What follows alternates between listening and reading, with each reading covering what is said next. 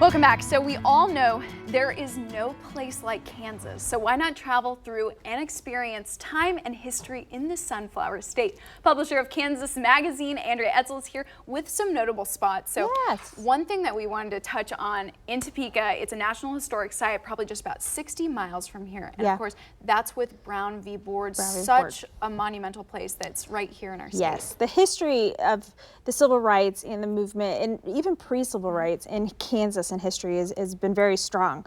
But at Brown v. Board, they really specialize in the legal and illegal segregation of students based on their race.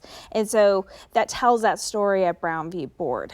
It's Monroe School, which was part of where not the case happened, but they were segregated schools. So you can go and you can kind of experience in some ways what it was like for the students back then. They do have some rooms where you have exhibits, but they also have rooms that are set up how the students, like the kindergarten classroom. And they have one section that I really like where you walk down a tunnel and it's of videos and it's kind of demonstrations, protesting that's going on. So while you can't completely feel probably what it was like, you get a little taste of, you know, people yelling and just the ruckus. And that's so cool. We actually got to, for one of the anniversaries, we did the march between Monroe and Sumner Elementary. And again, that is such a cool spot. I would definitely check it out. In Lawrence, also the Haskell Cultural Center and Museum. You know, what are some of the exhibits that we would see there? So that's at the university, the Haskell Indian Nations University. They do, they really attribute to the history of the students who've attended the university, but then also just the Native American culture as well. They have a Native Indian art festival in September. You can go and you can take a guided tour, but you can also tour. They have a walking map where you can tour on your own and really not just see the museum, but see the university.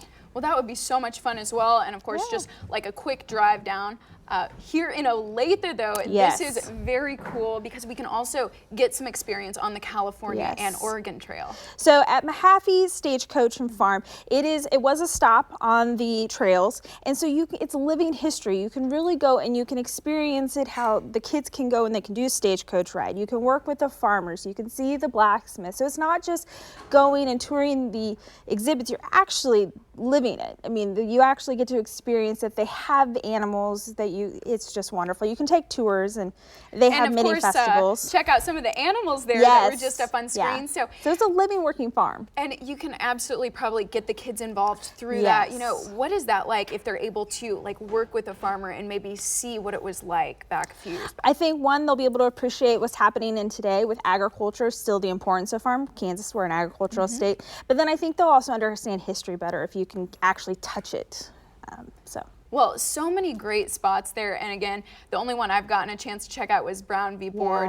And I absolutely loved it. But thank you, Andrea, for giving us both like just a tourism roundup, but also some history. Thank you. So you can actually visit travelks.com for attraction listings. That's travelks.com. Share photos as you explore Kansas and use the hashtag #NoPlaceLikeKS. And don't forget to download the Kansas Tourism Travel app wherever you get your apps.